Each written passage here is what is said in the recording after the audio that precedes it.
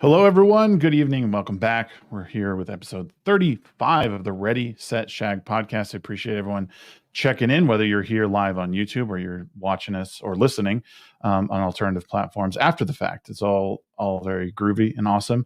This show is a way to showcase people who I really enjoy and admire and want to get to know more about. I don't always align ideologically, politically, whatever you want to say with my guests, but that doesn't always matter that much to me, as I'm just a gatherer of knowledge and understanding who people are. My guest tonight, no exception to the rules, obviously. Someone I admire very much. I've been on his show a few times.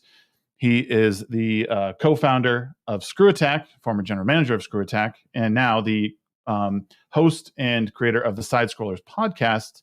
We have Stuttering Craig. How you doing, sir? Hey, Big Daddy. What's up? Not much.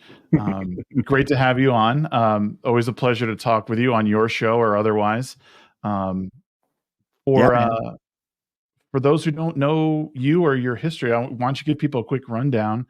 We'll give them the spark notes, and then we can kind of dive a little deeper afterwards.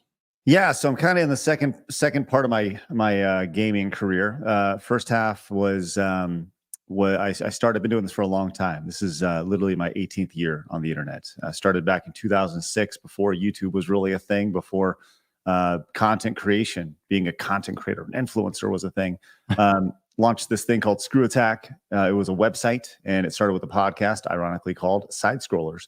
And so Side Scrollers was the first thing we did back in the day. It was a podcast, and this is like before anybody knew what a podcast was. I didn't even know what a podcast was before we started doing it.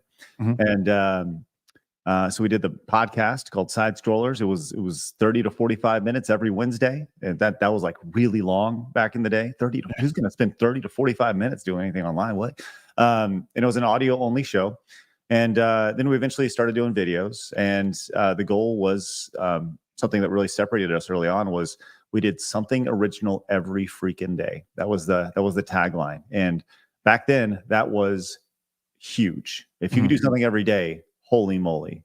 And we did. And that's also how we partnered with a lot of the people. If you were to look at like the Screw Attack talent tree, I guess you would see a lot of people came out of the Screw Attack talent pool. We the first person we started working with was the Angry Nintendo Nerd, now the Angry Video Game Nerd, obviously a legend on YouTube. Yeah. Matt Pat, who just retired, he got a start on Screw Attack back in the day as a community member. And you just go down the list. There's just a ton of people who kind of went through. So we developed an audience early on, super big in the late 2000s, early 2010s. Did videos, started doing live streams in like 2008. We were, it was so primitive and so basic. And I mean, we were literally streaming through a VCR at one point. It was crazy. Yeah.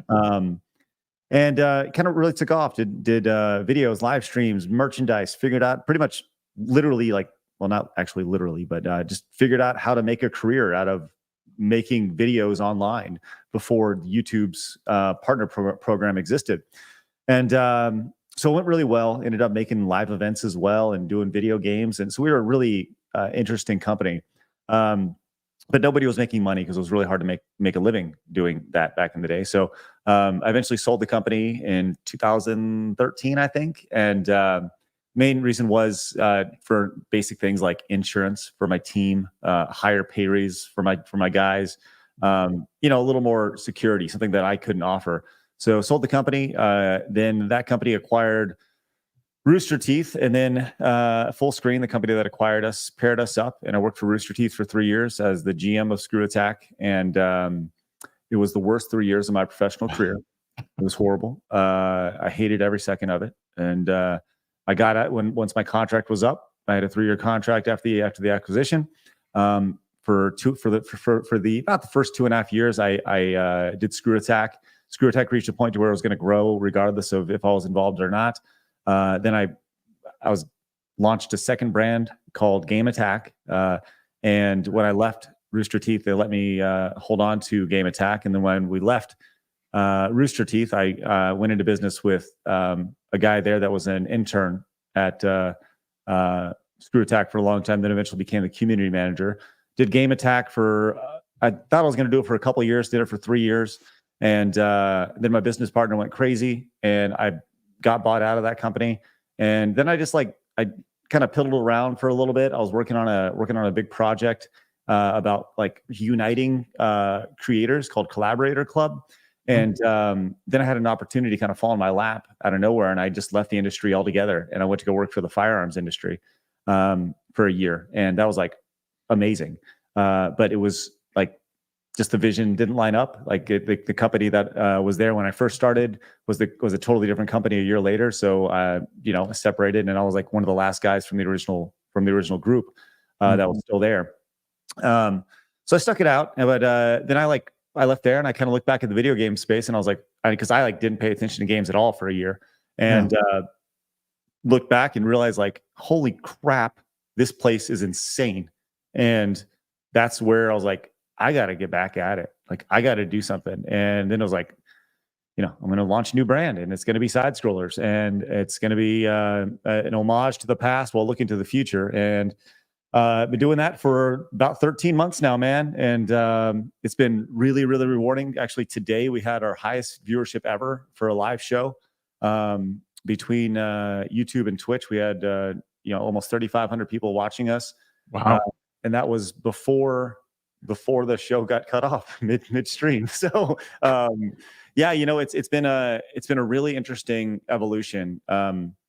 Just the career has been really fun, and I made a lot of friends along the way. Some of those friends still like me, some of them hate me, but that's the way it goes sometimes. So it seems to be the way of things nowadays. A lot of people falling into that. I had friends, but now I don't. I have some people who still respect me, and then I have people who have completely abandoned me and my, my thoughts, or, my ideals and everything. And it's a real shame. It's a shame that that's how I've met a lot of great people online, that I just think, oh, these people are a lot like me. Like, we have thoughts that seem to be outside of the mainstream view, or what we're told is the mainstream view. Right. But, these all seem to be pretty rational people. Like, they're like, we all know what a crazy person looks like. Right, and right. I've yet to really meet, someone really like that. Right. And I think you nailed it. And really what it comes down to is, I think 2020, just like it broke my, the coworker at Game Attack, it broke a lot of people. And that's really unfortunate, and so I've always believed the same things I believe now. I haven't changed along the way. And the people who are call me radical and all these things, it's like, dude, I'm the same guy. Like, I'm the same guy I've always been. And it's like, I don't understand how radical I am. It's been interesting. But the one thing that has been consistent along the way is I've always reached out to these people that either no longer want something to do with me, or or have said bad things about me. I've always reached out to them, either to extend an olive branch or to talk it out, and pretty much none of them respond. And that's the one consistent thing, is I'm the one willing to talk, so they're not. And that's the one consistent theme along the way. And my thing is, like, if you have a problem with me, cool, tell it to my face. Tell it to my face. I'm not going to be upset. Let's talk like adults. So, yeah.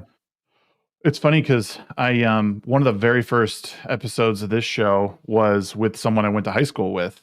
Him and I would kind of battle it out on Facebook. Yeah, I remember you telling me about that. Yeah. Yeah. And it was one of my favorite episodes because, not only was I able to reconnect with a friend, but everything that we share online, and we, the tough talk that goes on there, we were able to sit down and it was like old times again, right. You don't agree with me on this. I don't agree with you on this, but here we are understanding the humanity of one another. And I think that's the point, right? It's like what I wanted the point of this show to be. And even you and I think have both reached out to the senior editor at Kotaku, and I know you got your response. I have not received a response, but I imagine there's, again, there's going to be silence, and there's going to be they're not willing to speak on their part. And like, again, and I'm sure you're the same way, Craig. Like, I'm not looking to like, gotcha. I just want to like just talk to this person, and in some ways do it a little bit different. Like, who are you? Where'd you come from? Like, expose the humanity of it, and then talk about it at greater length. Because I think you and I both know there's no nuance on Twitter. You can't like a thread. It doesn't matter. Even if you put a thread out on Twitter, it's hard to get, the point across, or to understand, or even get tone, right? Like, I don't know how this tone is coming across. Let's talk about it. Right. Yeah, you're 100% right. And having those conversations are very hard. And people don't like to get out of their comfort zone, and because they don't want to be proven wrong, right? And that's the reality. Is that's where a lot of this stems from. Is like Alyssa Mercante, or whatever her name is, the senior writer at Kotaku. She goes into safe spaces. She goes into bubbles because they're going to reaffirm her beliefs. They're going to reaffirm what she thinks. And I'm not saying like I would say. This is the crazy thing about it, is like I feel that I'm fairly objective with most guests we have on the show. I think I've done a pretty good job of trying to play mediator with a lot of stuff. I will ask questions. That's literally my job when we have a guest on who, like, we had Gothics on today. I thought I asked her some pretty poignant questions. Why, when, tell me this. And the thing is, I don't want to put people through the meat grinder. Like, right. DSP feels otherwise, but outside of that, like, those are questions that people wanted to know. And I don't think I've ever interrogated anybody. I try to have a conversation with them, just like you're doing here. And so that's really important to me. But I mean, it's crazy because we've had people who are very right on our show. We've had people who are very left on our show. And I've always treated them with respect. Have I agreed with things that they say? No, not at all. But that doesn't mean I need to, ridicule them, right? Like, I very much believe that most people agree on most things. It's just a few, I don't know, wedge items that that separate people. Do you think that, like, did you see this being where side scrollers was going to end up when you started it? Or was it, I mean, because like I feel like there's been, like, you guys have had a bit of a evolution since you started. Sure. And you guys have, as I said, we would. Right. Yeah, for sure. Do you feel that this is the place that you wanted to be when you set out to rebrand and start again? Well, so I think that when I launched the show, the intention behind the show was, I looked at the space and I said, this place is crazy. And I think that the video game space is crazier now than it's ever been, right? Literally right now, this second, the video game world is pretty much on fire as it's ever been, right? You have video game developers calling out gamers. You got gamers who don't trust the media. Media doesn't like gamers. And you have these like two factions of the gamer, the consumer, and the media and developers. And they're like fighting against each other. Like, what's healthy about that? There's nothing healthy about that. So when I look back at like the origins of side scrollers, people give me slack. They go, "Oh, you said it wasn't going to be a political podcast and you're going to leave politics at the door." And I stood by that, and I stand by that. I still feel like the vast majority of things that we talk about on the show are not political. Now, today we got into some political stuff dealing with the government's involvement and things like that. But I think the vast majority of things that we talk about on the show 5 years ago would have been non-issues. They would have been laughed out the door. And I've said this from the start. Side scrollers in its original form back on Screw Attack, the podcast we did, we laughed at things that were stupid. That's what we're doing now. We're laughing and we're pointing at these things that are really dumb. We did a story a decade ago about a girl who identified as a dog, or it was a story where a girl put bleach in her eyes because she wanted to be blind. And it was we had a segment called the Side Scrollers News Desk. And the news desk was built around what we'd call now Clown World. Like clown would be like a clown world segment, right? And that was the whole idea behind the Side Scrollers News Desk. And guess what we did? We laughed at it. Now, today, people go, oh, you're such a bigot, accept them. You know, it's like, what's changed? Have I changed or have you changed? So that's really what it comes back to. Is this the direction I thought side scrollers would go? I'll say this. A month ago when all this started popping off with Cabrutus, I felt something. I felt like a connection to it. Mm-hmm. Like, as I learned about, like I said, I've said this before on the show, I didn't know about Gamergate a decade ago. I was pretty oblivious to it. It was something I saw in the headlines, right? Yeah. But the idea of not being able to trust the media, you got to remember, I know a lot of these people, right? I know people who write for these sites. I've been on that side. I've been to these parties. I've been to these development studios. I've seen how this works, and yes, it's corrupt.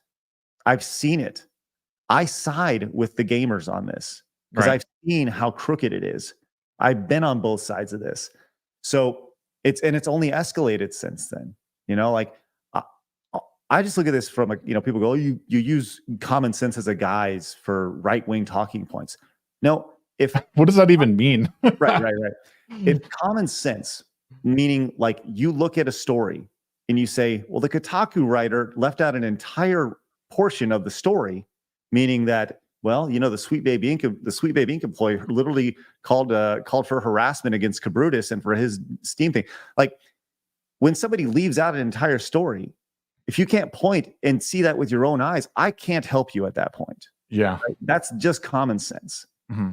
And so that's the one thing that's been sorely lost. I hear it all the time. Common sense isn't so common. That's sad.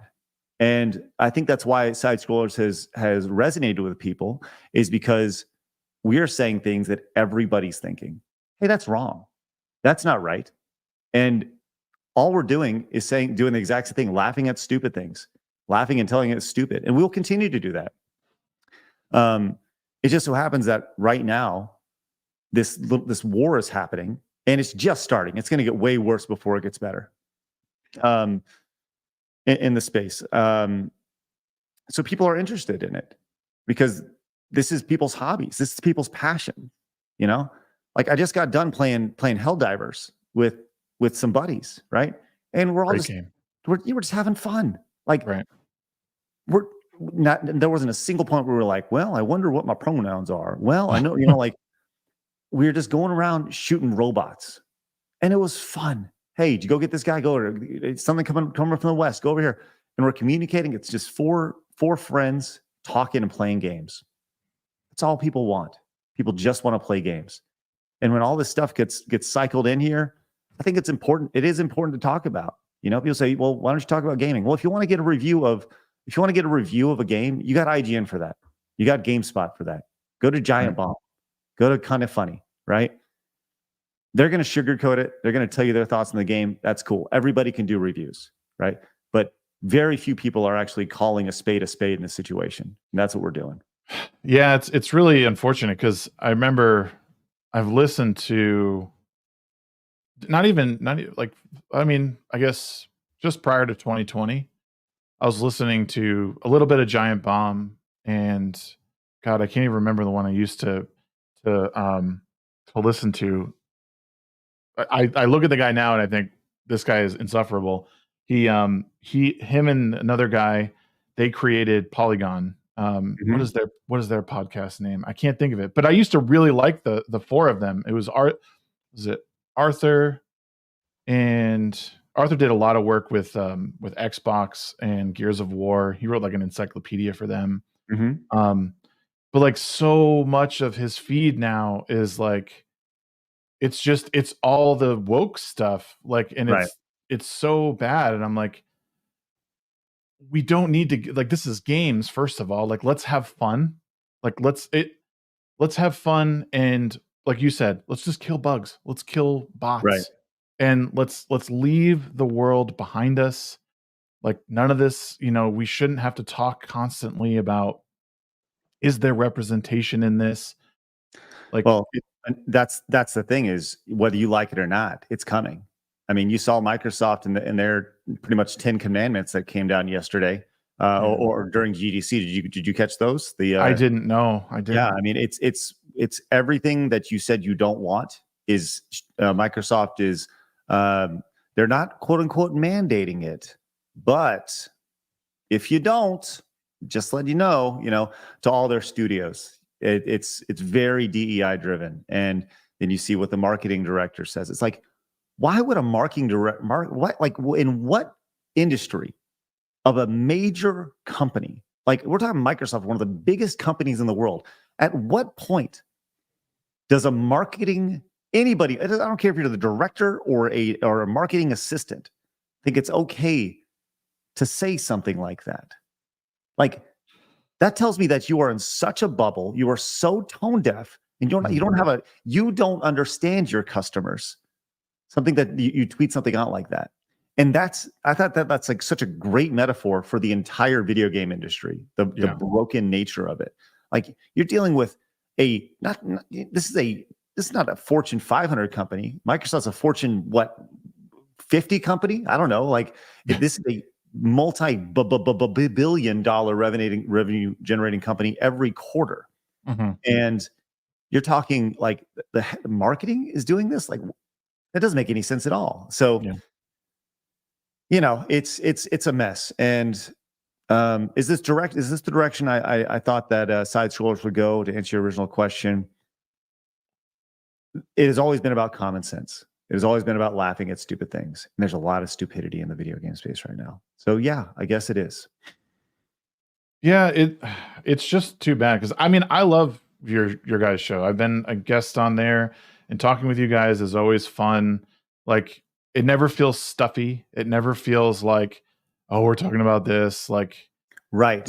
And that's, I think that's that's what you want, right? You want to be able to just speak freely. You just want to laugh at stuff. Doesn't matter what it is. Let's have a good time. And so in that respect, you guys nailed it. And I don't want to see it change. I mean, I haven't seen you once bend the knee and say, "Oh, we gotta stop doing this because of the corporate overlords." Would you like to meet our corporate overlords? They're on the wall. Right? Yeah, I was gonna say they are. That's the corporate overlords. There they are. They're the people that I listen to on a day-to-day basis. These are the people that literally keep side scrollers alive. Every time this wall is filled up, that's phenomenal. Every time I have the pleasure of putting a name on a wall, like, that's my board of directors when it comes to side scrollers. And that's the freedom that everybody who tunes in and watches allows me. There's not a chance I'll ever bend the knee to these idiots, ever. Like, it's insane to me. People have tried to be so safe, and that's, it goes back. Like, I just feel like that 2020, like, originally 2016, and then 2020, just between COVID and the summer of love and everything else that happened that year with the election, like, it was just this weird mix, this magical mix of chaos that, like, they got hit and they're like, "Meh," and then they got hit by something else, like, "Meh," and then they just like exploded and their head blew off. And then you couple that with being in a bubble, and they have no grasp on reality. And I live in reality, which is why I like video games so much, because it allows me to escape. Yeah. Have you ever thought about, like, bringing someone, like, on more permanently as, like, a lefty? Like, one of my, I spoke with God, Counterpoints, Connor from Counterpoints. I spoke with him. He'd be a great person to have on side scrollers, by the way. Big Warhammer 40K guy, and like kind of nerd in himself. But he does a lot of debates, and he's involved with like Destiny and in that crowd, and he's done shows with Brianna Wu, and like that. So they're pretty opposed in their like the ideology, but the point was is to sort of bring the both angles. So I was wondering if you've ever thought about bringing on a more like lefty perspective, more full time, that would, I mean, you could still take the piss out of each other and not fight, but still get that perspective. 100%. I would totally be open to that. I think the biggest thing is that they need to be open to having conversations as well. Right. I've had many conversations on streams with people who are left. I don't consider myself right at all. Right. I consider myself, I would say historically I'm pretty like I'm pretty left socially. Yeah. Not pretty left. I would say I lean left socially, but Mhm. financially I lean right. Right. Right. Um, but I think that over the last few years, there's that meme that has the guy who's like kind of to the left, and then left keeps moving over here, so he keeps moving to the middle, and now he's Yeah. far right. Like that's kind of like it's kind of how I've been. And I think that's how most people are. That's how most people have been. Yeah. So now I'm just a right wing extremist bigot. Yeah. And and it's like okay, and that's the other thing is like these words get thrown out and like they mean nothing, and that's the most insane thing about it. But to answer your question, yeah, absolutely. I think it would just need to be the right person. Yeah. The one thing about side scrollers, and I said this, today. We had Gothics on today. It was great. We had BX on today, and I told him before the show. I said, "Look, we just have fun. Don't be afraid to, like Blabs and I are going to kick each other in the balls. Like you kick me in the balls, I'll kick you in the balls, and it's just it's a fun show." And what you said about side scrollers is like an extreme compliment, right? It's not meant to be stuffy.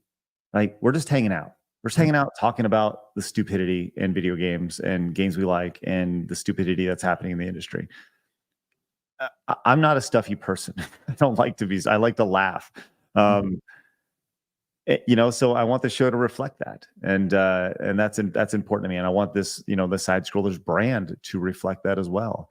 So yeah, like I think it's, but yes, of course, it just needs to be the right person. It seems it's a challenge like with your brand too, because I know that you love games. Like that's a part of you that I don't think you want to leave. And I think you want people to understand is like, I like playing games. Like the show is called Side Scrollers, which is video game, Yeah. So like, do you ever find it difficult to, I don't know, like I don't watch many of your game streams. I usually will have, I mean, it's the side scrollers I have on. I did notice you were playing Donkey Kong Country 2 though, which is like one of my all-time favorites, Let's go. by the Yeah. way.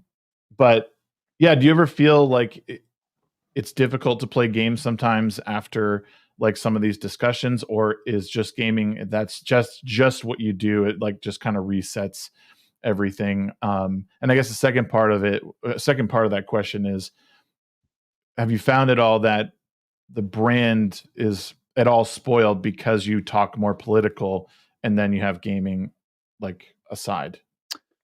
Right. So, I would say the thing about the things that we discuss on a day-to-day basis, like I said, people will label them as political, but they all tie into video games, Mhm. right?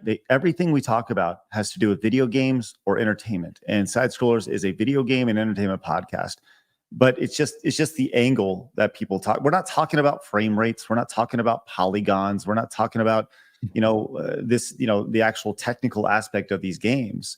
We're talking about the impact that is happening in the industry as a whole and the people who are making these games, and the cultural impact that these games make and that these games have, and the decisions that these developers have. So, people will say that's political. I think that that's like almost more gaming. That's like almost more hardcore gaming when you really think about it. When we're talking about the development of these games and the decisions that these developers are making. So and it goes back to like I think anybody can do a podcast where they give a score about the newest Mario game or Super Princess Peach or Helldivers or whatever. Like, fine, that's awesome. Like I fully encourage you to watch any of the 1,000 of them out there. But that's not what we're doing, and not to say that we can't do that, because I think we can. But at the same time, I think there's definitely a need for what we're talking about. Yeah, like you said, there's plenty of people talking about, should we still be playing at 30 FPS? Should it just be exclusively 60 and all that, I do think it's important to continue to highlight what's going on in, between the culture that's being sort of like pushed out on people that's infiltrated gaming Mhm. and how that could reflect the broader culture. And also just like these companies' bottom lines. Like you look at some of these games that have come out and you wonder like, how is Ubisoft still able to make games? It's so Right. bad. Like Right. how are they like, how's there any money in this company? And I guess too, like, how is anyone at this point looking at DEI or whatever acronym you want to look at and think this is the way to go between games and movies? I don't think they've had really any success while under this model. I mean, I don't know if you can think Right. of any, but I mean, when they're not trying, they do well. But now that they're like trying, I mean, Well, every single game they've tried to come out, the only one that seemed even somewhat approachable to me at the time was Forspoken, and then I played, like, the first hour of it, and I was just like, "Oh my mhm. god, this is so bad." Yeah. But Well, anyways. I mean, I go back to like, you know, as far as name a game that's had success from there, I wish I could tell you. You know, like people go back to like, well, Sweet Baby Inc. did the Spider-Man game, right? Well, it's the Spider-Man game, right? All you need to Right. do is swing around a lot, right? And like, yeah, you can get some of the message, right, in the different story elements, but at the end of the day, it's still a Spider-Man game, right? You can't mess up Spider-Man. You just got to swing through the city and do cool stuff, like. Yeah. And it's coming off, and you remember it's a sequel, so there's an installed fan base there. So that game was going to hit no matter what. It's the smaller games, the newer IPs that are struggling, right? That aren't working. But you mentioned the idea of like video games, right? Like it being a gaming and entertainment podcast. And I just pulled up like today's run sheet, right? All the things that we talk about on the show on a day-to-day basis, right? Yeah. And today we talked about we always start with like some quick hits when we actually get into the news. And Mhm. we talked about like the Titanic door selling, right? It's kind of like a pop culture item. It's kind of like, Right. everybody knows the Titanic door.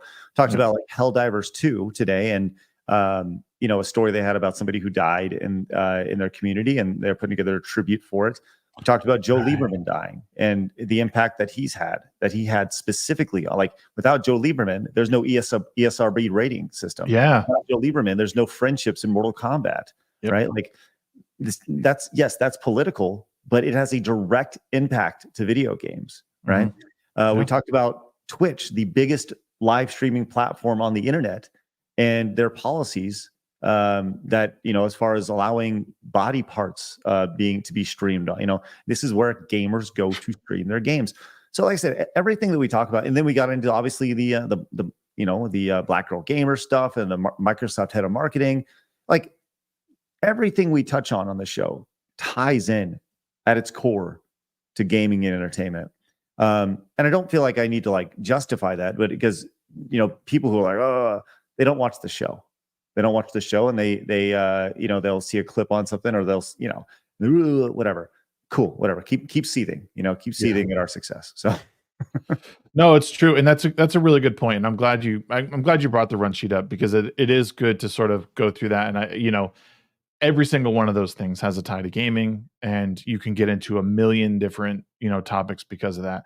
And I think one of the people in chat here, I think they're right. I'm sure Gothics draws a lot of attention from that group when she starts tweeting. And I'm sure it was something tied to a mass flagging, and they probably today on took the it down. stream, Yeah, I would say that. maybe. I really don't know. I think Just that knowing her for as long as I have, I've known her since early or late 2019, or I was watching her in 2018, I believe, and then her and I started communicating late 2019 as we were kind of coming into like election and stuff like that. uh-huh. So, but yeah, she's had a rough go, and I don't know if you've watched her documentary, but it's incredible. It's something that everyone should take a look at. So Who's a gamer? yeah, so she just I saw some clips of it, but she actually sent me a link to it tonight, so I'm gonna definitely go watch it for sure. I'm Yeah. very excited to check it out. So Yeah, and if you those in the chat, those watching afterwards, lore.tv, you can check out Gothix's documentary. Kind of goes through her rise and fall through the streaming and gaming industry, and her finding her faith. It is extremely well done. By the end of it, I was like tearing up. I mean, I know a lot of it because I was kind of a part of her group, and I've actually hung out with her in person and we've talked at length, like several hundred hours. But to see all of that put together and see things that she was going through behind the scenes, it's insane how hateful people are in the gaming space. And like you said, they're completely unable to, people aren't able to talk about things. You know, we can't criticize anything. And if you do, you're a hateful bigot. You Right. can't, you know what I mean? And it's like, we just can't, like, okay, can we just agree to disagree? It used to Well, be a thing. and I think that's you nailed it right there. At the end of the day, people see criticism as hate or harassment. Yep. You can't criticize somebody because then you're harassing them. That's not how this works. That's not how grown-ups work. And I think that's that's the craziest thing about what we're doing and what side scrollers is like there are so many times where I feel like we're the grown-ups in the room, you know? Like, yes, sometimes we act like children, but I feel like the entire industry is made up of just grown children. And there's a difference between being a grown-up and a grown child. We have a lot of grown children in the video game industry who predicate their lives and relationships around my feelings. And you know, adults sometimes have to pull up those pants and act like adults, you know, and you know, so if we need to be the grown-ups in the room and let people know they're, you know, I go back to this all the time, man. Like when I was growing up, I had a grandpa. If you messed up, back of the head. Yeah. What are you doing? Yep. Don't be an idiot, right? That's all we're doing. We're just smacking the industry on the back of the head saying, what are you doing? Right. And you know what I do to my grandpa? You know, stop, you know? I look back, you know, and that's really all we're doing. We're just, we're the grandpa. I'm the old man slapping the industry on the back of the head saying, stop being a dummy. Stop it. And eventually, you know what? The hope is that they'll straighten up. Yeah. And I'll say too, like, isn't the point, especially in the gaming industry, for your show, if you're a gamer in general, the point is kind of to be a kid, right? Like that's what we're just big kids. And I would even argue that a lot of what we've lost over the past, I don't even know how long. I would say it extends far beyond 2020. I think 2020 just amplified it because we were all stuck in our house and looking at our phones all day. But we've lost the ability to be kids and to understand it's okay to be a kid. Like you look at some of your friends or even like maybe your parents, aunts and uncles that maybe missed out on some part of their life because they were so concerned about being adults that they never actually had fun. You know, they never like there's a way to balance the two, right? Like you can still grow up but still go on vacations or go out every weekend and have a good time, play video games, raise your kids. You don't have to like go, I'm 18 years old now, so that means I have to get a job. I have to buy a house now, and well, you know, like you don't have to follow this regimented, stuffy life. You could still have fun. Like take that childhood forward through. Yeah, and I think that's kind of where we're at. Is like we have all these people that are like cosplaying as children, but they're really these like stuffy adults who forgot to have fun and forgot to just relax, you know? I would actually say it may be the other way around. I would say we have some children cosplaying as adults, you know, and that's I think we have children who I'm speaking not from a fun perspective. I'm speaking from a maturity perspective. Right. You have people who are not mature who are cosplaying as adults. Yeah, that's a good way of putting it. And these are people who are, you know, emotionally and spiritually stunted. Shallow, right? They're not there, you know. That's what I see a lot. Now, to be clear, I think that's where a lot of the activism comes into play, right? These are people who are you know, I said earlier, there's like this war between gamers and devs and journalists, right? To be clear, I think the vast majority of devs, like 90%, okay, 80%, I think like 80%. And I have no data to back this up. Just my gut. My gut tells me that 80% of the devs are just like, what? Just shut up. But and they're doing that in their head. You mean to like their corporate like overlords and whatnot, like their own? You mean like to the DEI stuff? Is that what you're saying? Yes, with all the activism and stuff happening again, Right. I think they're just like, and to their friends that they know they can talk to, like, God, them just shut up. All I want to do is come and make video games to the office every day. That's all I want to do. I just want to make this gun awesome. You know, I want to make this level great. I want to make the best game possible, right? Yeah.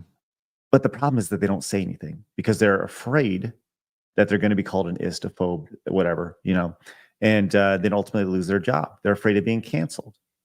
And, you know, ultimately shows like side scrollers, like G&G, like Nerdrotic, like yours, right? These are shows that show people that it's okay to be brave, you know, and it's crazy to say, hey, it's okay to say that person's crazy. That person is nuts. Yeah. So yeah, that's kind of where I'm at. That was kind of be sort of the next like way I was going to go is how like have you always been comfortable just like speaking your mind on this stuff, or has this been a learning process for you about, you know, if you do get in the weeds, or if you do get into things that people would consider cancelable, you know, like I don't really care. Like I mean, you and I are different. Like this doesn't necessarily run my life. Like I do have a full-time job. Your show is a little bit more sustainable, you know, I would imagine. And it's my job. Yeah. right. My job. So like you saying the wrong thing and being like taken down, demonetized is much different. Has there been like have you had to sort of train yourself to not care, or like, can you kind of go through that with me a little bit? I'll tell you the moment that I stopped caring. Back at Game Attack, after George Floyd, we had a podcast where we were just kind of talking about things. And it was 4 dudes talking about the George Floyd thing, you know, obviously tragedy, right? Right. And we talked for, I don't know, hour and a half, whatever it may be. And I left it during that podcast. I said, I'm going to continue to do what I do. I'm going to treat everybody equally. I'm going to live based off of the ideals of Martin Luther King, right? Judge people by the content of their character, not by the color of their skin. And that wasn't good enough for some people. I had people who came to me and they literally said, that's not good enough. What are you going to do better? You need to apologize. And I was like, apologize for what? And then they went to the co-founder and they're like, he needs to apologize. And I'm like, I'm not, and I told myself, I'm not apologizing for treating everybody equally. I'm not going to do that. Right. I'm not going to apologize for judging people by the content of their character instead of looking at their skin. I'm not going to apologize for that. And he said to me, he said, you need to apologize because those are the people that pay our bills. And at that moment, I was like, fuck it, I'm out. Wow. Like in my mind, I was like, I'm out. Right. And when I knew that no matter what I said in that instance, if I was going to apologize for saying I was going to treat everybody equally, then it was never going to be good enough. It was never going to be good enough. Yeah. I was never going to be okay in their eyes. They're always going to look at me suspiciously because they don't trust me. Yeah. Right. So fuck them. I don't care. I don't care. You know? And that's the reality of it. And you know what? I would do it 10 out of 10 times because I'm not gonna compromise because some 20-something-year-old white chick, you know, out of college is upset because in her women's studies class, she was told she was oppressed. Yeah. Fuck off. You know what's funny is that's totally nailed. I was just listening to and this is something everyone should listen to. The Abigail Schreier episode of Joe Rogan, the Joe Rogan Experience. It was probably 2 months ago now, I think. Amazing episode. She's a brilliant person. She was one of the she wrote a book a couple of years ago about just how bad some of this transitioning stuff is for kids and how it's just totally under reported or under studied.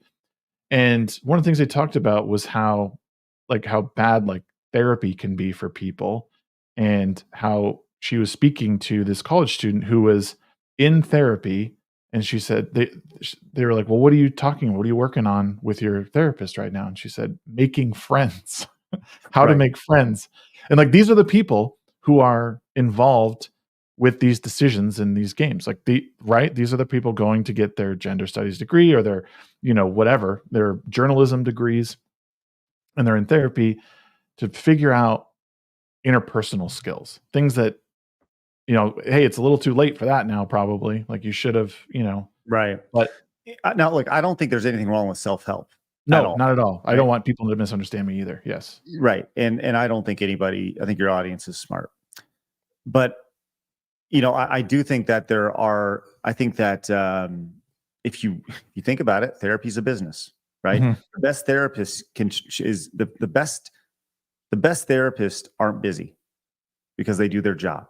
Yeah. And they send their clients away, right? Those are the best therapists. But there are therapists who, I said, I got a buddy who works in therapy, right? And he told me the other day, he said, you want to know how I know I have a patient for life? And I said, how? He said, they come in with blue hair. And because they'll always have problems. Yeah. Whether it's self-belief, making new friends, emotional this, emotional that, this person did this person did that. There's always something to talk about. Now, I do think that there's sometimes you do just need somebody to talk to, and that's totally awesome, right? Yeah. But I think a good therapist is never busy. I agree. And what's funny too, I was just thinking a lot of what's really disturbing about a lot of this is you think I've heard that, that old saying, pick yourself up by your bootstraps. I don't think there's anything wrong with that saying, and I think there's a lot of truth to it and things that could help you. But what's happened is that you have these people who are they're then well, that saying is racist because the blah blah blah, and we can't follow that. And you're like, so now we're making excuses for helping yourself by picking yourself up and not relying, you know what I mean? This is where we're at.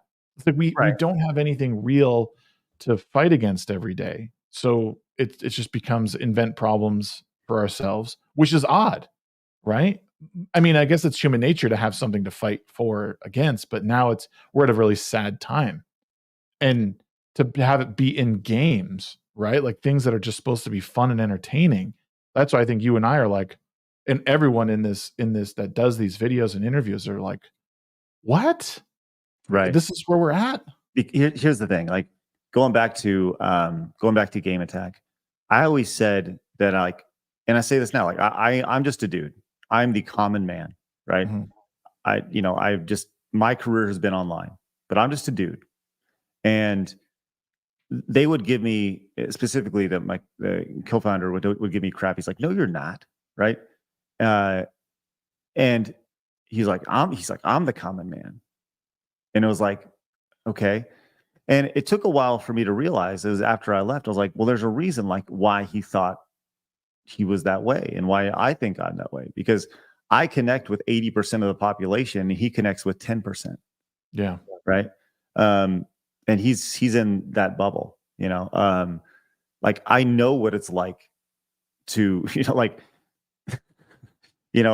I've been through the whole gamut. I've worked the menial jobs. I've my first job was when I was 12, working for my parents.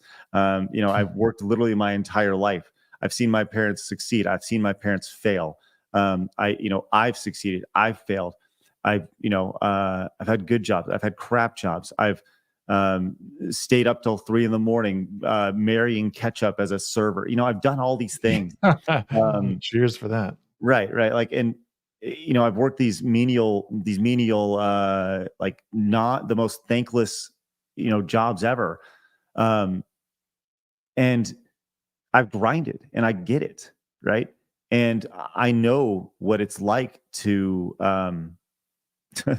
you know, like, yes, I live in Texas.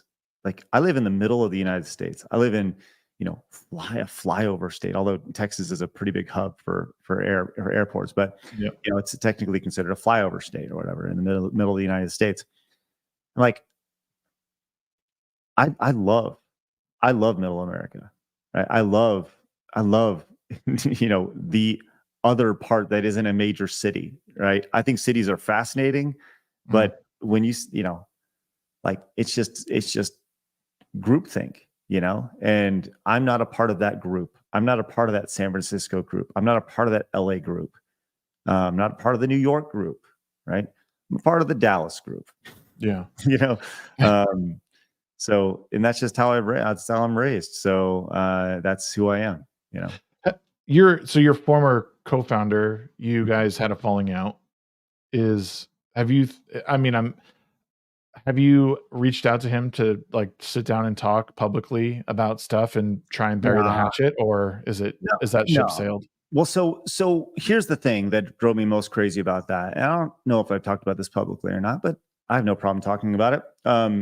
So after I left, and I have records of I have receipts of all this, and like I have a Google Drive with all this stuff on it, and it's just waiting to be released one day, right? Just in case, right? So I kept receipts, but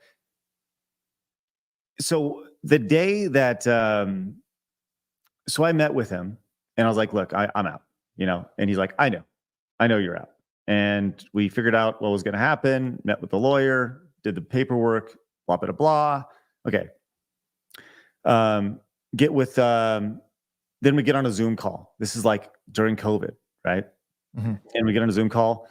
Hey guys, I'm out. And, the other guys are like, what? And then there's this like, ugh. And, keep it pretty high level. Hey, we just agreed. It's, time to separate, whatever. And, it was deeper than that, right? It was obviously deeper than that. It was more, kind of what I talked about.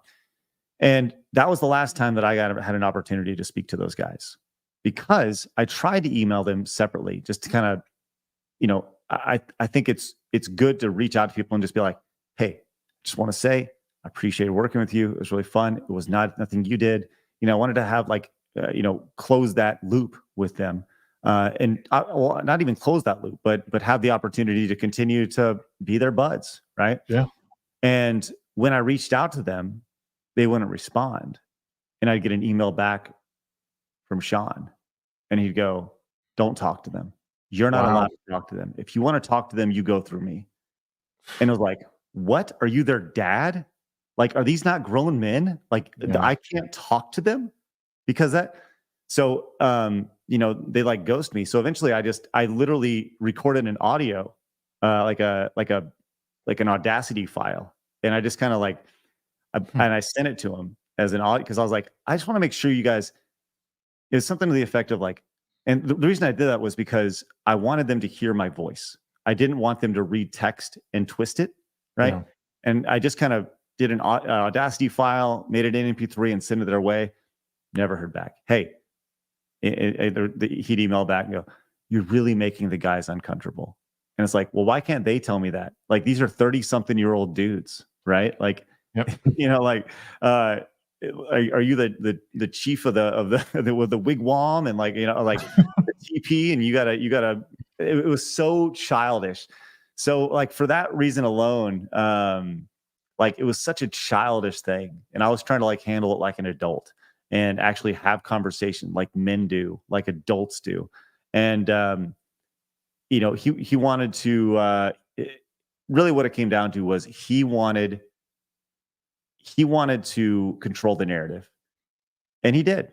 He controlled the narrative to those guys, and I never had an opportunity to really tell them why I left. For all, they've never reached out to me. I've never had any contact with them since. And that reason alone, no, I have no intention of talking to Sean. I mean, he's a piece of shit. And it's just really disappointing to see somebody that you spend so much time with be such a child. And that was, it is what it is. So look, I take great pride in what I'm doing now, and I also take great pride to know that we dwarf their viewership every day. And that is very satisfying to me. So that's, I mean, yeah, I mean, to me, that is what you're supposed to do. And what you did was the right thing. You want to reach out, you want to, let everyone know, the people that you'd spent all your time with, and, you built you'd built something with, you at least owed them something. Where I guess now is Side Scrollers going? I mean, Rooster Teeth is gone. What do you see? There's been talk of, bringing something back, whether it is Screw Attack. Is that something that you are able to talk about at all, or are you sort of keeping things on the down low? What are we thinking for the next couple of years for you guys? Well, so Screw Attack would, if I was able to acquire Screw Attack back, which I'd very much at least like to have the conversation. It's a brand that's dead. And to be clear, I would never reboot it. I would just re-release it. Right. I have no intention of like restarting the brand and getting a whole new crew and all that. Like, that's different time, different place. The only thing that I would potentially do is release new top 10s and release new video game vaults. And that would be like the gaming stuff. So in an ideal world, I'd reacquire Screw Attack. I would release all the content on it in its original order, and it would serve like a time capsule from like late 2000s to the mid 2010s, right? Yeah. And I wouldn't do anything. I would not want a G for it. Screw Attack would be an entirely different brand than Side Scrollers. Side Scrollers would be its own thing. I like what we're doing here with Side Scrollers, but Screw Attack could be something totally different. I have exchanged emails with Rooster Teeth, but they are, I think the next step is there is a bank that's handling all their acquisitions and selling off all their stuff. I think they're like literally just liquidating everything right now, and I'm waiting for an email from the bank. So that's where it's at right now. I don't know what their asking price is. Last time I had contact with them was a couple years ago, and they were asking $200,000. That was 2 years ago. The brand was dead there. It's even more dead now. I can't imagine they'd want that now. But then again, I can also see them saying, well, it's worth $500,000. And if that was the case, I would promptly laugh them out of the room. And then I would wait for whoever buys all the assets to come in and buy it. And then I try to buy it from them. Yep. So yeah, that's kind of where it's at. And what about Side Scrollers? Does Side Scrollers, do you see that just staying as it is, or do you want to grow it to something that could be, like a step above, like where you guys have, like you have that being the overarching brand and you have other shows? What do you think for that over the next couple of years? Yeah. I think Side Scrollers as a show will continue Monday through Friday. I would love to eventually add a weekend show and an evening show on the channel. But they need to be different from what we're doing now. Different while still maintaining kind of the core idea. I've tinkered with the idea of like having a side scroll hers, right? Just an all female version. I think it'd be really funny to have like a female panel with a male producer, right? And do the opposite of what we do on a day-to-day basis on Side Scrollers. Because if there's one thing that I've seen is like there are a lot of really smart, passionate, talented women that can really talk about this stuff. And so I think that'd be really, really cool to do. Whether that's its own channel or whether it's it starts as a show on the channel or on Side Scrollers and spins off to its own thing, I don't know yet. But I think that's something that I'd at least be looking at exploring this year. I do want to extend the show out regularly. I mean, we've been getting close to sometimes 2.5 hours. It just kind of depends on where the show's going. I would like to add a regular third host to the show.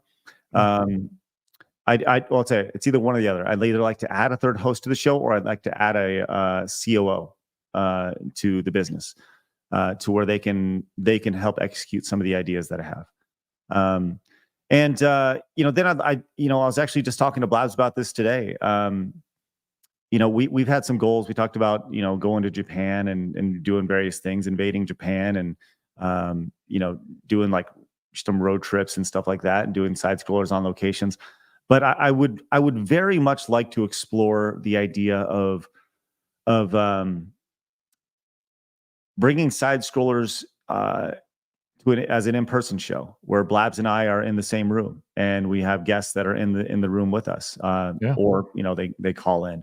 I think that's where the show kind of takes the next step. I think it's really fun, but we know that when you're talking on StreamYard or you're talking on Rumble Studio, there's an impersonal nature, and sometimes you talk over people, and I think having the ability to kind of talk and look at people in the eye while you're talking to them is like, that's awesome. And that's valuable. And it adds chemistry. So that would be really, really cool. And I don't know if that's a studio or a house or what, but it's something. So, well, I wish you nothing but the best, man. If you guys ever decide to take stuff on the road, you are always welcome here in Utah. I would love to sit down with you guys as always. That's the goal for me. Is like my goal has always been get a studio or something and sit down with people eye to eye. There is nothing better. When during the FNT meetup, or at least one of the days in between there, we're going to be at the Salty Nerd podcast studio celebrating 100 episodes of the midweek hump. So let's go. And we're going to do it Thursday. So if you want to come by, I think we're going to be there between 3 and 5. You're more than welcome. We're just going to cycle people through, sit down at the table. So I'll be out there doing side scrollers in the morning, 9 a.m. on Thursday and Friday. And shortly after Thursday, I'm doing I don't know if it's going to be a stream or recorded, but myself, Jeremy, and Chris Gore are going to sit down and talk video game magazines. And so I don't know if it's going to be live or not, but it's like we're bringing video game magazines. We're going to talk about it, and then I have some meetings that Thursday afternoon. But yeah, if I can, I would love to swing by and be a part of that, because doing stuff in the studio is so fun, it's so good. Oh, dude, there's nothing better. Like, I encourage anyone who's thinking of starting a podcast, if you're able to start one like with your friends locally and you can sit with each other, it is so amazing to like just be able to exchange back and forth. It's a totally different vibe. This is great. I mean, being able to communicate and connect like this is awesome, but there's nothing better. So yeah, but you are going to be out at the FNT meetup. That's good. I'm glad you're going to be there. We can meet in person finally. Wait, no, did we meet at the last one? We did. I'm sorry. I believe so. We did. It was quick though. And at that point, I don't think you really knew me. Maybe it was. Now we know each other. Now I'm going to give you a big old hug and touch that beard. It's going to be great. Yes. You're the only one who can touch it. I went on a rant the other day. No one can touch my beard, but no, you're welcome to. Thanks for giving me the opportunity. Well, let me say this. Outside of side scrollers, I announced Take Games Back last week as well, and that has taken a lot of my time. I'm working on anytime I'm not live or doing an interview or stuff along those, I am working on Take Games Back, and the progress that has been made in 9 days since I announced this, like, it's insane.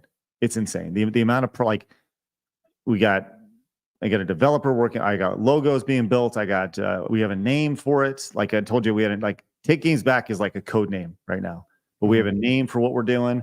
Branding is being put together. We'll have something by Wednesday next week. Colors, we got wireframes for a platform being created right now.